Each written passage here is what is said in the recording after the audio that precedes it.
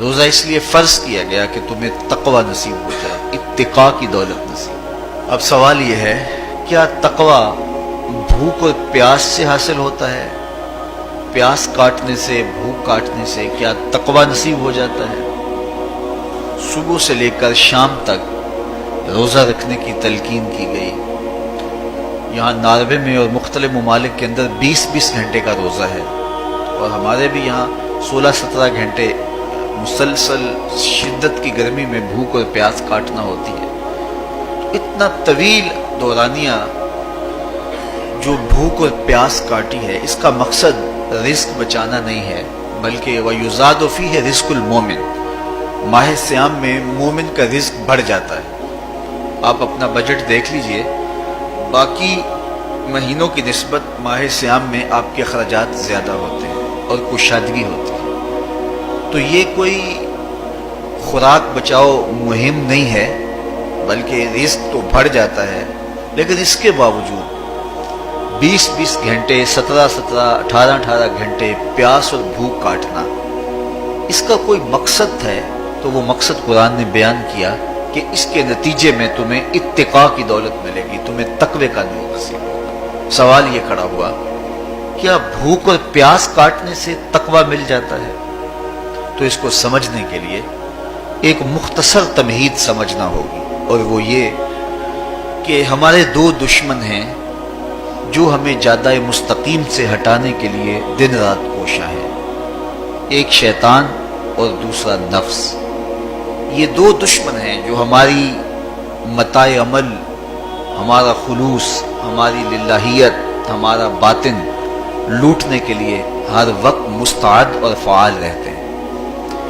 اب ان دو دشمنوں سے ہمارے تنہا ناتواں وجود کا مقابلہ ہے، اور ان میں سے جو بڑا دشمن ہے وہ نفس ہے، کیونکہ شیطان نے جب انکار سجدہ کیا تو ہم تو یہ کہتے ہیں کہ ہمیں شیطان نے بہکا دیا، لیکن شیطان نے جب انکار سجدہ کیا اور خود بہک گیا تو اس وقت کوئی دوسرا شیطان تو نہیں تھا جس نے شیطان کو بہکایا، وہ نفس تھا جس نے شیطان کو شیطان بنایا۔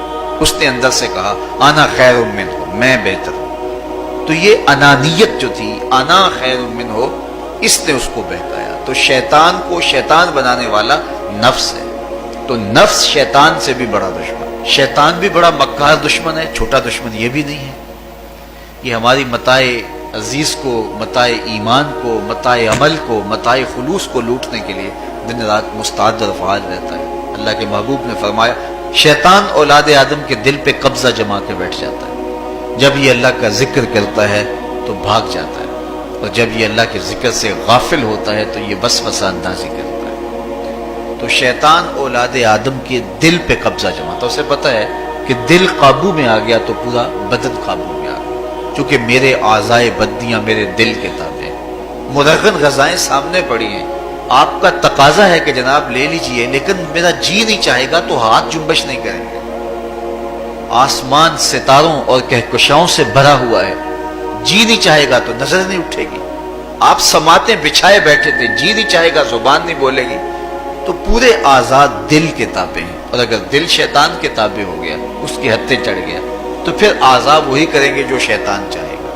اور اگر یہ دل مالک کی محبت سے سرشار ہوگا تو پھر دل جو چاہے گا وہی اعضاء کریں گے، تو دل اللہ کی نافرمانی کی چاہت ہی پیدا نہیں ہونے دے گا، تو اعضائے بدنیاں کا رخ بھی اللہ کی رضا کے حصول کے لیے ہوگا۔ تو شیطان بھی قبضہ دل پہ جماتا ہے، اور دل کو قابو میں کر کے حضرت انسان کا بیڑا غرق کرتا ہے۔ اللہ تعالیٰ کا کرم یہ ہوا، اذا جاء رمضان سلسلۃ الشیاطین، اللہ کے محبوب علیہ السلام ارشاد فرماتے ہیں جب ماہ صیام آتا ہے تو شیاطین جکڑ دیے جاتے ہیں، جنت کے دروازے کھول دیے جاتے ہیں، جہنم کے دروازے بند کر دیے جاتے ہیں۔ اب ہمارے دو دشمن تھے، ایک نفس اور دوسرا شیطان، دونوں کے مقابلے میں ناتواں اور کمزور جان کو مقابلے میں آنا پڑتا تھا، لیکن جب ماہ صیام آیا، یہ ماہ انور آیا، تو ہمارے دو دشمنوں میں سے ایک دشمن باندھ دیا گیا۔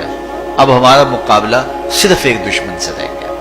دیکھیے ماہ رمضان آتا ہے تو مسجدوں کے در کشادہ ہو جاتے ہیں، لوگوں کا رجحان دین کی طرف ہوتا ہے۔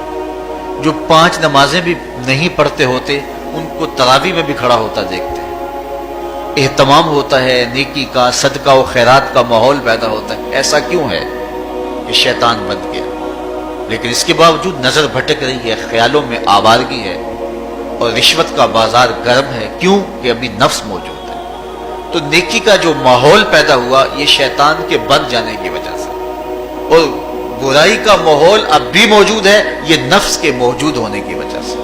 تو ہمارے 2 دشمن ہیں جو ہمیں زیادہ مستقیم سے ہٹاتے ہیں، ایک شیطان اور دوسرا نفس۔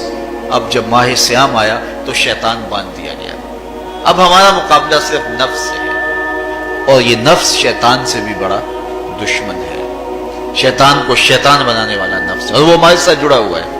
ماہ صیام میں شیطان تو بند گیا لیکن نفس نہیں بندھا۔ اب ہمیں اپنے نفس کو کمزور کر کے اور اپنی فتح حاصل کرنی ہے اور تقوی کی منزل کو پانا ہے۔ اب شیطان تو اللہ نے باندھ دیا، اب نفس کو کیسے باندھیں؟ تو آئیے نفس کی بندش کیسے ہوگی یہ کسی ایکسپرٹ سے پوچھیں گے۔ تو شیخ فرید الدین عطار بولے، نفس نتواں کشت الا باسے چیز، باتو گوئم یاد گیرش اے عزیز۔ نفس نہیں مرتا لیکن اگر 3 اسلحے تیرے پاس ہوں تو یہ ٹھہر بھی نہیں سکتا۔ وہ 3 اسلحے کون سے ہیں؟ خاموشی کا خنجر، بھوک کی تلوار اور تنہائی کا نیزہ۔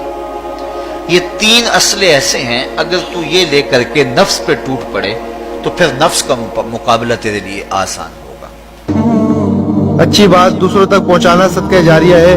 ویڈیو زیادہ سے زیادہ شیئر کیجیے۔